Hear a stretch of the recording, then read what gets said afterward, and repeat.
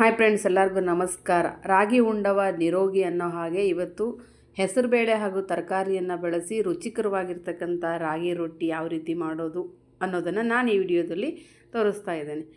ನಾನಿಲ್ಲಿ ಒಂದು ಸ್ವಲ್ಪ ರಾಗಿ ಹಿಟ್ಟು, ಅದರದ್ದು ಕಾಲು ಭಾಗ ಗೋಧಿ ಹಿಟ್ಟು, ನೀವು ಅಕ್ಕಿ ಹಿಟ್ಟು ಅಥವಾ ಸಣ್ಣ ರವೆ ತೊಗೋಬೋದು. ಹಾಗೆ ಜೀರಿಗೆ, ಖಾರದ ಪುಡಿ, ಉಪ್ಪು, ಹಸಿಮೆಣಸು ಬೇಕಾದರೂ ಸಣ್ಣದಾಗಿ ಕಟ್ ಮಾಡ್ಕೊಳ್ಳಿ. ಇಲ್ಲಿ ಒಂದು 3 ಪನ್ನೀರ್ ಪೀಸನ್ನು ತೆಗೆದುಕೊಂಡಿದ್ದೇನೆ ನಾನು, ಅದನ್ನು ಪುಡಿ ಮಾಡಿ ಹಾಕೋಲೆ. ಈರುಳ್ಳಿ, ಕೊತ್ತಂಬರಿ, ಒಂದು ಆಲೂಗಡ್ಡೆಯನ್ನು ತುರಿದಿಟ್ಕೊಂಡೇನೆ. ಕ್ಯಾರೆಟು, ಸೌತೆಕಾಯಿ ಎಲ್ಲವನ್ನು ಹಾಕ್ಕೋಬೋದು. ಅದನ್ನು ನಾನಿಲ್ಲಿ ಸ್ಕಿಪ್ ಮಾಡಿದ್ದೇನೆ, ಹಾಕ್ತಾಯಿಲ್ಲ. ಹಾಗೆ ನೆನೆಸಿಟ್ಕೊಂಡಿರ್ತಕ್ಕಂಥ ಒಂದು 3 ಗಂಟೆ ನೆನೆಸಿದ ಹೆಸರುಬೇಳೆಯನ್ನು ಸ್ವಲ್ಪ ಇದಕ್ಕೆ ಮಿಕ್ಸ್ ಮಾಡ್ತಾಯಿದ್ದೇನೆ. ಸೊ ಹೆಸರುಬೇಳೆಯನ್ನು ಮಿಕ್ಸ್ ಮಾಡೋದ್ರಿಂದ ತುಂಬ ಟೇಸ್ಟಿಯಾಗಿರುತ್ತೆ ರೊಟ್ಟಿ, ಬಾಯಿಗೆ ಹಿತವಾಗಿಯೂ ಕೂಡ ಇರುತ್ತೆ. ಈ ರೀತಿ ಏನು ಮಾಡಿರಿ ಅಂದರೆ ಒಂದು ಸರಿ ಎಲ್ಲವನ್ನು ಹಾಗೆ ಮಿಕ್ಸ್ ಕೊಡಿ.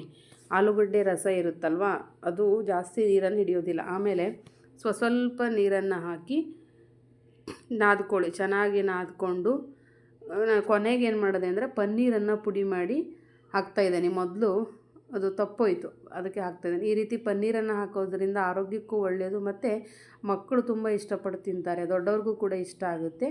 ಈ ರೀತಿ ಹಂಚು ಕಾಯೋಕ್ಕಿಟ್ಟು ಹಂಚಿಗೆಲ್ಲ ಎಣ್ಣೆ ಸವರ್ತಾ ಇದ್ದೀನಿ. ಸವರಿ ಇಲ್ಲಿ ನಾನು ಇಕೋಬೇಕು ಪೇಪರ್ ತೊಗೊಂಡಿದ್ದೀನಿ. ನೀವು ಯಾವುದಾದ್ರೂ ಕಾಟನ್ ಬಟ್ಟೆ ಅಥವಾ ಮನೆಯಲ್ಲಿರ್ತಕ್ಕಂಥ ದಪ್ಪ ಪ್ಲಾಸ್ಟಿಕ್ ಹಾಳೆಯನ್ನು ಕೂಡ ಉಪಯೋಗಿಸ್ಬೋದು. ಇದಕ್ಕೆ ಎಣ್ಣೆ ಅಥವಾ ನೀರನ್ನು ಹಚ್ಕೊಂಡು ನೀವು ಎಷ್ಟು ತೆಳ್ಳಗೆ ಬೇಕೋ ಅಷ್ಟು ತೆಳ್ಳಗೆ ಏನು ಮಾಡ್ಬೋದು ಅಂದರೆ ರೊಟ್ಟಿಯನ್ನು ತಟ್ಟಿ. ಹಾಗೆ ವಿಡಿಯೋ ನೋಡ್ತಿರೋರು ಇಷ್ಟ ಆದರೆ ಲೈಕ್ ಮಾಡಿರಿ, ಬೇರೆಯವ್ರಿಗೂ ಶೇರ್ ಮಾಡಿರಿ.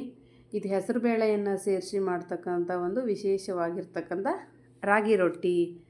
ಹಾಗೆ ತರಕಾರಿ ಹಾಕದೆ ಬರೀ ಹೆಸರುಬೇಳೆಯನ್ನು ಕೂಡ ಹಾಕಿ ಮಾಡ್ಬೋದು.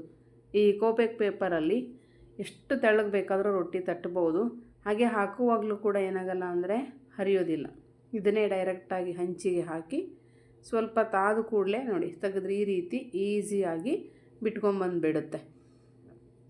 ಹೀಗೆ ಸಂಜೆ ತಿಂಡಿಗೆ ಲೆಕ್ಕಕ್ಕೆ ಅಥವಾ ರಾತ್ರಿ ಊಟಕ್ಕೆ ಡಯಟ್ ಮಾಡ್ತಿರೋರು ಇವುಗಳನ್ನು ಮಾಡ್ಕೊಂಡು ತಿಂದರೆ ಒಂದು ಕಡೆ ವೆಯ್ಟ್ ಲಾಸ್ಗೂ ಅನುಕೂಲ, ಮತ್ತೊಂದು ಕಡೆ ಆರೋಗ್ಯಕ್ಕೂ ಒಳ್ಳೆಯದು. ಬೆಳಗಿನ ತಿಂಡಿಗೂ ಮಕ್ಕಳು ಲಂಚ್ ಬಾಕ್ಸ್ಗೂ ಕೂಡ ಮಾಡ್ಬೋದು. ಸಖತ್ತಾಗಿರ್ತಕ್ಕಂಥ ರೆಸಿಪಿ ಇದು. ಮತ್ತು ನಾನು ಇನ್ನೊಂದು ಹೇಳೋದು ಮರೆತೆ, ಬೆಳ್ಳುಳ್ಳಿಯನ್ನು ಕೂಡ ನಾನು ಸಣ್ಣದಾಗಿ ಕಟ್ ಮಾಡಿ ಹಾಕ್ಕೊಂಡಿದ್ದೇನೆ, ತುಂಬ ಟೇಸ್ಟಾಗಿರುತ್ತೆ. ಈ ರೀತಿ ಎಲ್ಲ ರೊಟ್ಟಿಗಳನ್ನು ಕೂಡ ನಾವೇನು ಮಾಡ್ತೀನಿ ಅಂತ ಹೇಳಿದ್ರೆ ಮಾಡ್ಕೊಳ್ತಾ ಇದ್ದೀನಿ. ಇಲ್ಲಿ ನಾವು ಓಪನ್ನಾಗಿ ಬೇಯಿಸೋದಕ್ಕಿಂತ ಮೇಲೆ ಲಿಡ್ ಕ್ಲೋಸ್ ಮಾಡಿ ಬೇಯಿಸಿದರೆ ರೊಟ್ಟಿ ಏನಾಗುತ್ತೆ ಅಂತ ಹೇಳಿದ್ರೆ ಬೇಗ ಬೇಯುತ್ತೆ. ಮತ್ತು ಹೈ ಫ್ಲೇಮನ್ನು ಇಟ್ಕೊಳ್ಬಾರ್ದು. ಮೊದಲು ಹಂಚು ಕಾಯೋವರೆಗೂ ಹೈ ಫ್ಲೇಮ್ ಇಟ್ಕೊಂಡು ಕೊನೆಗೆ ಮೀಡಿಯಮ್ ಫ್ಲೇಮಲ್ಲೇ ಏನು ಮಾಡಬೇಕು ಅಂದರೆ ರೊಟ್ಟಿಯನ್ನು ಬೇಯಿಸ್ಕೋಬೇಕು. ಇಲ್ಲ ಅಂದರೆ ಹೊತ್ತಿ ಹೋಗುತ್ತೆ ಮತ್ತು ಬೇಗ ಸರಿಯಾಗಿ ಬೇಯೋದಿಲ್ಲ. ಈ ರೀತಿ ನೋಡಿ, ಒಂದು ಲಿಡ್ಡು ಅಥವಾ ಒಂದು ಪ್ಲೇಟೋ ಮುಚ್ಚಿಬಿಟ್ರೆ ಬೇಗ ವಿದಿನ್ ಸೆಕೆಂಡಲ್ಲಿ ಏನಾಗುತ್ತೆ ಅಂತ ಹೇಳಿದ್ರೆ 3/4 ಭಾಗ ರೊಟ್ಟಿ ಬೆಂದು ಹೋಗುತ್ತೆ. ಒಂದು ಸರಿ ಟ್ರೈ ಮಾಡಿ ನೋಡಿ. ಹಾಗೆ ನೀವು ಯಾವ ರೀತಿ ಮಾಡ್ತೀರಿ ಕಮೆಂಟ್ ಮಾಡಿ. ನಾನಂತೂ ಈ ರೀತಿ ಮಾಡಿದ್ದೀನಿ, ತುಂಬ ಟೇಸ್ಟಿಯಾಗಿತ್ತು, ರುಚಿಯಾಗಿ ಬಂತು. ನಾನು ಇದನ್ನು ಇವತ್ತು ವೆಜಿಟೇಬಲ್ ಕುರ್ಮಾ ಜೊತೆಗೆ ಹಾಗೆ ಮನೆಯಲ್ಲಿ ಮಾಡಿರ್ತಕ್ಕಂಥ ಅನಾನಸ್ ಜಾಮ್ ಜೊತೆಗೆ ತಿನ್ನೋದಕ್ಕೆ ತಯಾರಿ ಮಾಡ್ತಾಯಿದ್ದೇನೆ. ನೋಡಿ ಎಷ್ಟು ಬಂದಿದೆ.